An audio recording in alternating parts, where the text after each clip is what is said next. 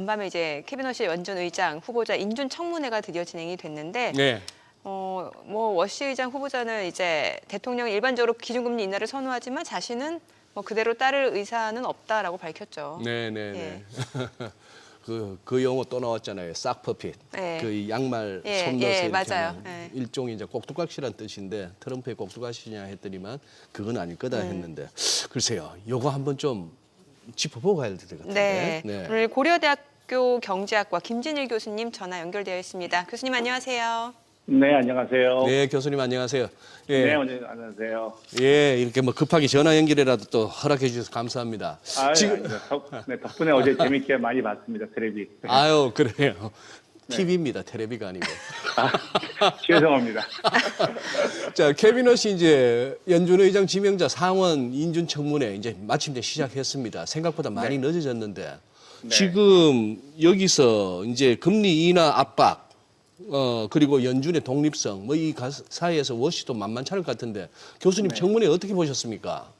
네, 보통 우리나라처럼 국회에서 10시에 많이 행사를 하니까요. 네. 한국 시간으로 밤 11시였습니다.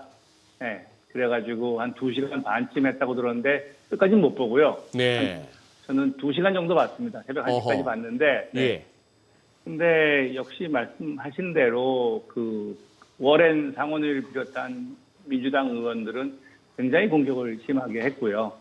그래서 과거에 제가 미국에서 일할 때 보던 청문회랑은 정말 다른 그런 청문회를 했다고 생각하는데 그 자체가 어떻게 보면 지금 현재 미국의 정치 상황, 대통령으로 대표되는 정치 상황을 반영하는 그런 역사적인 청문회였다고 생각합니다.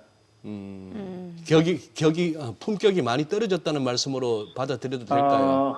그게 뭐 품격인지 아니면 조금 더 그러니까 전투력이 상승했는지 좋은 의미로 될 수도 있고요. 네. 그러니까 미국 사회도 과거처럼 여유 있게 이렇게 우아하게 양반스럽게만 살지는 못한 그런 게 되는 건데 뭐 좋게 볼 수도 있고 나쁘게도 볼 수 있습니다. 사실은요. 네. 교수님 연준에서 근무도 하셨던 이력이 있으신 거죠? 네, 그랬습니다. 예, 그럼 이번에 이제 캐비넛이 의장 후보자 발언 중에서 혹시 좀 관심 있게 좀 보셨던 부분은 어떤 게 있을까요? 네, 앞에서 소장님 말씀해 주신 대로 싹 퍼핏, 그러니까 꼭두각시인데 사실 꼭두각시 중에서도 좀 약간 하드 꼭두각시잖아요. 양말에 손 넣고 하는 거예요. 예. 그러니까 그래서 번역을 어떻게 이게 정말 좋을지 모르겠는데, 그러니까 그냥 아주 안 좋은 말인데 그래도 뭐 잘 참고 자기가 얘기를 하면서 원래 대통령들은 다 그러는 거다. 트럼프뿐만 아니라 트럼프는 좀 심해서 그렇지 모든 대통령은 이 자유를 낮춰달라고 했다라고 얘기하면서 그 정치적인 부분은 넘어갔고요.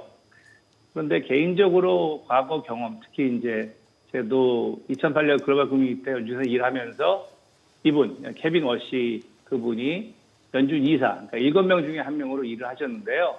네. 그때 경험으로 돌아보면 그 대차 대조표 축소에 대한 이야기가 가장 저는 흥미로웠습니다. 왜냐하면 통화 정책을 하는 게 과거에는 그냥 통화량을 규정을 하다가 우리나라 96년까지요. 그러다가 그때부터 이자율로 넘어갔는데 2008년 글로벌 금융위 이후로 이자율만 가지고 하는 통화 정책이 더 이상 통하지 않고 대차 대조표, 어떻게 보면 일종의 통화량이라고 볼 수 있죠. 크게 얘기하면. 그런 통화 정책을 결합을 하는 그런 정책을 펴왔는데 과연 다시 이자율만으로 가는 것을 지금 캐비넛이 이분은 굉장히 선호하는 것 같고요. 네. 반면에 지금 연준에 있는 혹은 과거에 있었던 버난키부터 이런 분들은 지금 하고 있는 대차 대조표를 크게 가져가는 거에 대한 것을 굉장히 안정적인 방법이라고 생각을 합니다. 제가 그것도 흔히 비유를 할 때 어떤 환자가 아파서 뭐 병원에 침대에 누워 있거나 아니면 수혈을 받는 건 당연한데 그 사람이 나은 다음에 과연 빨리 퇴원을 하고 달리기를 하면서 몸을 회복하는 게 좋은지 아니면 병원에서 한 달 더 입원하면서 천천히 하는 게 좋은지인데요. 후자가 훨씬 더 안전한 방법이긴 하죠. 그래서 버난키, 옐렌, 파월 전부 다 이런 안전한 방법을 통해서 그 축소를 뭐 거의 안 하는 거라고 워싱턴 생각하는 것 같습니다. 지금보다는 빨리 축소를 해서 빨리 환자가 밖에 나가서 운동도 하고 그러면서 몸을 길러야. 그게 이제 케빈 워시가 2008년 이전에 본인이 당신께서 금융시장에서 일했을 때 그 금융시장의 그 터프함, 그 야전성을 회복할 수 있고 그럴 때만이 미국 경제가 좋아진다는 이 사람의 확실한 믿음이 있는 것 같아요. 네. 그런 믿음이 경제학자 출신인 버난케나 옐렌은 더 적었던 것 같고요. 뭐 그렇게 안 해도 다시 또 좋아지겠지. 미국의 금융시장은. 그게 경제학자들의 생각이고 이분은 금융시장에서 일했던 분이라 확실히 이 금융시장의 터프함은 약간 좀 굶어봐야 된다. 돈도 좀 대차대표를 줄여서 빼야 진정한 금융시장이 회복된다라고 믿는 그런 분인 것 같은데 어느 쪽이 맞는지는 뭐 사실 아무도 모르는 거죠. 근데 그런 측면을 저도 뭐 당시도 존중을 받았고요. 소수파였지만. 근데 이제 그때는 소수파로서 그런 의견을 낸 거는 뭐 100% 너무 존경을 받았는데 이제는 의장이 돼서 그걸 과도하게 할까봐 하는 그런 걱정들이 누구나 조금은 있는 것 같습니다. 네. 근데 일단 뭐 미국채 수익률이 뭐 단기물이 특히나 많이 오른 거는 뭐 워시 청문회를 들으면서 다소 매파적으로 해석을 했거나 뭐 유가가 또 뛰는 거나 이런 것도 같이 작용을 한 것 같습니다만. 교수님. 지금 케빈 워시에 대해서는 우리가 그렇게 얘기하고 있습니다. 금리 인하는 트럼프 대통령의 요구를 들어주는 쪽으로 가면서 이른바 대차 대표를 축소한다. 이게 이제 따뜻한 아이스 아메리카노 아닙니까? 네, 맞습니다. 그러면 이게 금리 인하 효과가 날 수 있습니까? 그러니까 어떻게 보면 그러니까 그걸 이제 말을 할 때 금리 인하를 하면서 대차 대표를 축소하는 건지 아니면 반대로 대차 대표를 축소해야 되니까 그에 따라서 금리 인하하는 건지. 워시는 후자예요. 아하, 예. 그런데 우리는 워시보다 트럼프 목소리가 크니까 저희는 전자로 들리는 거죠. 현실에서는 동시에 일어나고요. 그러니까 그걸 어떻게 해석하는지는 뭐 그거는 저희의 몫인 것 같은데. 따뜻한 아메리카노 맞습니다. 따뜻한 거 맞는데. 그러니까 가끔 가다가 제가 요새 그 목소리가 안 좋아서 티를 좀 마시는데 일단 티백을 넣고 뜨거운 물로 티를 뽑아낸 다음에 너무 뜨거우니까 찬물을 좀 섞습니다. 맛있을 수 있게요. 근데 그거는 이제 당연히 뜨거운 물을 먼저 해야지 티가 우러나잖아요. 근데 나중에는 결국은 미지근한 티를 마시니까 저는 그렇게 생각을 하는데 다른 사람은 또 반대로 찬물 먼저 넣고 뜨거운 물 넣었다고 생각해도 뭐 다른 점은 없는 거죠. 그럴 수가 있겠네요. 해석이 여지가 있네요. 네, 그렇습니다. 이 가운데 이제 톰 틸리스 그 상원 의원은 이제 제롬 파월 의장에 대한 수사가 중단될 때까지는 일단 케빈 워시 후보자 그 지명을 저지하겠다라고 했는데 지금 제롬 파월 연준 의장 그 임기가 5월 15일까지인 거죠? 네, 15일 맞습니다. 그럼 그 이후에는 이제 어떻게 될까요? 그러니까 의장 임기는 15일 날 끝나고요. 그렇지만 그 연준 위원으로서의 임기는 아직 한참 많이 남아 있습니다. 그러니까 우리나라는 좀 다른 게 우리나라는 총재를 임명하면 총재가 금통위원이 되는데 미국은 연준 위원 중에서 한 명을 의장으로 임명하는 것. 그래서 그 위원 임기는 14년인데 비해서 의장 임기는 4년밖에 안 됩니다. 그러니까 파월이 남아 있을 수가 있는 거죠. 그 지금 남아 있겠다고 했고요. 왜냐하면 정치적으로 자기가 이런 상황에서 물러나면 잘못을 인정한 것처럼 보이기 때문에 본인은 그럴 수밖에 없는데 과연 그렇게 되면 그 5월 15일이 금요일이니까 뭐 16일부터 혹은 월요일인 18일부터 어떻게 될지는 안 가본 길입니다. 저희가. 그 안에 만약에 청문회에서 그 틸리스 의원이 의견을 바꿔서 다수결을 만들어주지 않는 이상, 그래서 화면에도 보니까 틸리스가 자기 자기 뒤에 그 비서관 시켜가지고 큰 슬라이드가 보는 게 어제도 보면서 참 재밌었는데 아직도 미국이 전통적으로 대한민국 국회는 딱 올려달라 그러면 멋있게 LED 올리던데요. 여기서는 이거 보여주면서 하는 거 보면서 야 정말 이분도 정말 시리어스하고 그래서 이쪽 사람 제가 미국에 있을 때 메릴랜드 살았는데 역시 공화당도 메릴랜드 출신은 중도 공화당이다. 그렇게 메릴랜드 사람들이 이야기를 많이 합니다. 네. 오늘 내용 여기까지 듣겠습니다. 교수님 고맙습니다. 감사합니다. 네, 감사합니다. 꼭두각시, 케빈 워시 연준 의장 후보자에 대한 상원 청문회가 열렸습니다. 거기서 이제 워시 후보자가 어떤 발언을 내놓느냐, 워낙 뭐 의혹도 많고 논란도 있어서 관심이 끌렸는데, 일단 대통령들은 금리 인하를 좋아하지만 자신은 꼭두각시가 아니기 때문에 독립성을 중요하게 생각한다라고 얘기를 했는데요. 이 외에도 뭐 여러 가지 발언이 나왔는데 박사님 어떻게 들으셨습니까? 예, 김 박사 오늘의 키워드 세 번째가 꼭두각시인데요. 꼭두각시. 자, 영어로는 퍼피트. 꼭두각시 연극이라는 게 있지 않습니까? 꼭두각시는 스스로의 판단 기준도 없고 하라는 대로만 합니다. 뒤에서 춤을 조정하는 사람이 하라는 대로 하는데 정말 참 모멸적인 청문회 질문이 계속 이어졌습니다. 예. 상당수의 국회의원들이 당신 꼭두각시 아니야? 트럼프 꼭두각시지. 뭐 이런 얘기 여러 국회의원들이 했고요. 또 자, 트럼프 대통령하고 트럼프 대통령이 지명받기 전에 만났죠. 그 자리에서 트럼프 대통령이 하라는 대로 하겠다는 각서 썼죠. 뭐 이런 질문. 그다음에 트럼프 대통령이 금리 인하하라고 그러면 두 말도 묻지도 따지지도 않고 무조건 금리 인하할 거죠. 금리 인하할 타이밍까지 결정했어. 뭐 이런 얘기 엄청나게 많은 질문이 있었습니다. 종래에 미국의 상원 연준 의장 상원의 청문회가 이러지 않았거든요. 그 전문성, 인간성 이런 것을 존중을 하고 품격 높은 질문을 했습니다마는 한마디로 이번에 케빈 워시 청문회는 그야말로 꼭두각시 전쟁, 그냥 저열한 그 어떤 꼭두각시 논쟁이었다라고 볼 수 있습니다. 여기에 대해서 이 케빈 워시는 저 꼭두각시 아니에요. 트럼프 대통령이 무슨 얘기를 하든지 그건 그거고 나는 내대로 하겠습니다라고 애써 변명하는 참 정말로 좀 보기 어려운 그런 장면이었습니다. 자, 그러면서도 이제 뭐 인준을 의식을 해서 청문회 인준을 받지 못하면 의장이 못 되니까 그러나 트럼프가 무슨 얘기를 하든 말씀하시는 건 좋은데 연준은 독립적으로 어떤 결정을 하겠습니다.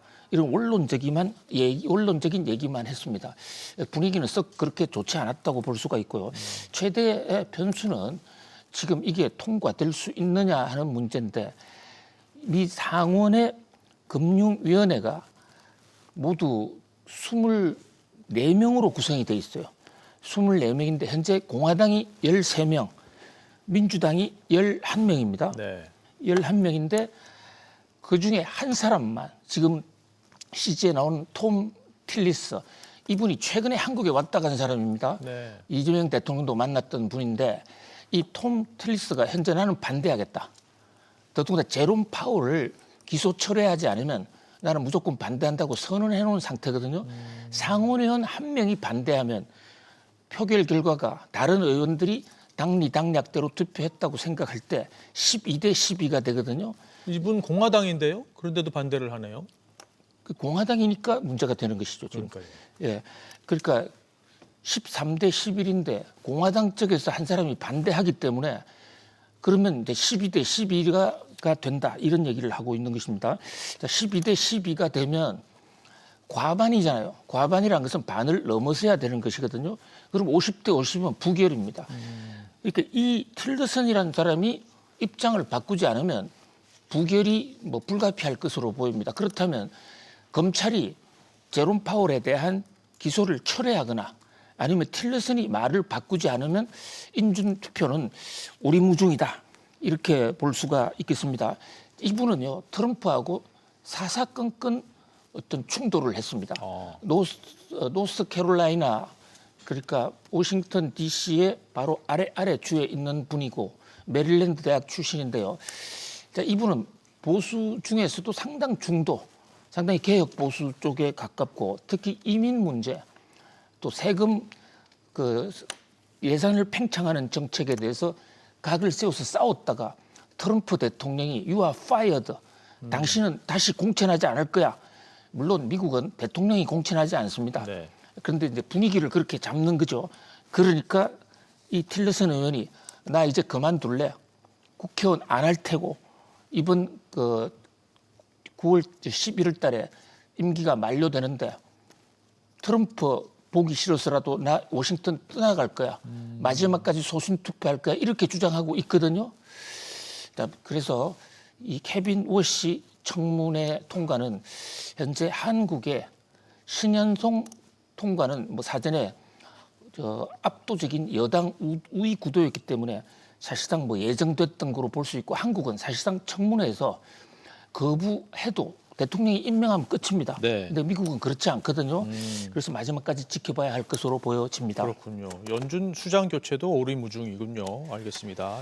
차기 연주의장 후보인 케빈 워시가 지명된 지 석 달 만에 인준 청문회의 모습을 드러냈습니다. 향후 통화 정책에 대해서 어떤 방향을 제시할지 시장의 관심이 집중되는데요. 관련한 소식 임선우 캐스터와 짚어보겠습니다. 네, 일단 전체적으로 어떤 메시지를 내놨다고 볼 수 있을까요? 네, 워시 후보는 중앙은행의 전면적인 개혁 필요성을 강조하면서 독립성을 약속했는데요. 다만 금리 정책과 정치적 압박이라는 핵심 쟁점에서는 명확한 입장을 피하면서 시장과 정치권 모두에 복합적인 신호를 던졌습니다. 네, 그럼 구체적으로 좀 들여다보면은 특히 워시는 연준의 독립성을 강조했습니다. 네, 가장 민감한 쟁점인 독립성 문제에 대해서 원칙론을 반복적으로 강조했는데요. 워시는 정치적 고려가 아닌 경제 데이터와 장기적 안전성에 기반해 판단하겠다. 연준의 독립성은 통화정책 신뢰의 출발점이다 말했습니다. 인준을 받으면 트럼프의 꼭두각시가 될 것이냐는 질문에 절대 아니다 답했지만 실제 발언들과 태도를 종합해보면 그렇다고 트럼프와의 관계에서 명확한 거리두기를 하진 않았습니다. 민주당 의원들이 트럼프 정책과의 이견을 묻자 구체적 사례 제시는 피했고 농담성 답변으로 넘기는가 하면 리사 쿡 해임시도 이슈나 파월을 향한 조사에 대해서도 진행 중인 사안이라며 입장을 유보해 독립성 강조와 실제 정치적 거리두기 사이 괴리를 드러낸다는 평가도 동시에 나옵니다. 네, 그래도 트럼프의 눈치 보기를 하고 있다 이런 생각이 드는데 실제로 지금 연준의 정책 방향에 대해서는 강도 높게 비판했습니다. 네, 청문회에 앞서 공개된 모두 발언에서부터 워시는 과거 소신처럼 인플레이션은 연준이 선택한 결과다. 물가 안정이라는 본연의 책무에 다시 집중해야 한다는 뜻을 강조했고요. 청문회장에선 연준이 임무 범위를 벗어났다면서 파월 체제를 우회적으로 비판하기도 했습니다. 이렇게 연준의 최근 정책 실패를 내부 책임으로 돌린 점은 향후 정책 노선 변화 가능성을 시사하는데요. 실제로 2시간 30분 내내 인플레이션 예측 모델 전면 재정비나 연준 인사들의 잦은 공개 발언, 대차대조표 축소 같은 개혁 구상을 반복적으로 제시하기도 했습니다. 다만 문제는 이 같은 인식이 연준 내부 기류와는 온도차가 있다는 점입니다. 현재 연준 인사들은 외부 정치 압력에 맞서 기관 신뢰를 방어하는 데 집중하고 있어서 워시 후보자가 실제 취임할 경우 정책뿐만 아니라 조직 운영 전반에서 마찰이 불가피할 것이라는 전망이 나오는 이유입니다. 네, 그리고 가장 중요한 것은 금리 정책과 관련한 입장일 텐데요. 이에 대해서는 어떤 발언을 내놨나요? 워시 후보자는 끝까지 명확한 방향성을 제시하진 않았는데요. 미래 정책 결정을 사전에 제시하는 포워드 가이던스를 신뢰하지 않는다. 금리 경로 언급을 피했습니다. 다만 발언의 맥락을 보면 금리 인하 가능성을 완전히 배제하지 않는 모습을 보이기도 했습니다. 물가 판단 기준으로 이 대규모 조사의 중간값인 절사평균 지표를 강조하면서 현재 인플레이션이 연준 목표 수준에 더 근접해 있다는 점을 언급하기도 했는데 이 지표를 적용하면 최근 인플레이션 수준은 소비자 물가 지수 등 헤드라인 지표보다 낮게 나타나는 경향이 있기 때문에 이는 곧 물가 압력이 생각보다 덜하다는 해석으로 이어질 수 있고 결과적으로 금리 인하 여지를 뒷받침하는 논리로 활용될 수 있습니다. 이 밖에 연준의 대차대조표 축소 필요성도 핵심 정책의 축으로 재확인했는데 시장 충격을 최소화하기 위해 사전에 충분히 신호를 주면서 점진적으로 진행돼야 한다 강조했고요. 특히 대차대조표 축소와 금리 정책을 분리해서 접근할 수 있다는 기존 입장을 유지했습니다. 자산을 줄이면서도 금리는 내릴 수 있고 이를 통해 유동성을 관리하면서 경기 부담을 완화하는 투트랙 정책이 가능하다는 논리인데 다만 시장에선 과거에도 연준의 자산 축소 과정에서 단기 자금 시장 불안이 발생한 사례가 있었던 만큼 속도 조절이 실패할 경우 금융시장 변동성이 확대될 수 있다는 우려도 적지 않습니다. 네, 그렇군요. 그런데 이 인준 절차는 여전히 변수로 남아있다고요? 네, 워시 후보자의 인준 향방은 정책 역량보다는 이 정치 변수에 의해서 좌우될 걸로 보이는데요. 특히 트럼프가 파월을 겨냥해 걸고 넘어진 연준 건물 리모델링 수사가 핵심 쟁점으로 꼽히는데 공화당 소속 톰 틸리스 상원의원은 해당 수사가 종료되기 전까지 인준 절차를 진행할 수 없다는 입장을 밝히면서 사실상 보이콧에 나선 만큼 백악관과 의회 간 충돌 양상이 이어지고 있어서 워시 후보자 인준은 정책 검증을 넘어 정치적 힘겨루기 국면으로 들어갔다는 평가가 나오고요. 갈등이 지속될 경우 다음 달 15일까지 파월 의장의 임기 종료 이후에도 취임하지 못하는 상황까지 발생할 수 있는 터라 연준 리더십 공백과 정책 불확실성 확대라는 리스크로 이어질 수 있다는 점에서 시장의 경계감도 커지고 있습니다. 네, 국채 시장의 부담으로 작용할 수 있는 만큼 주목해서 봐야겠습니다. 오늘 내용 잘 들었습니다.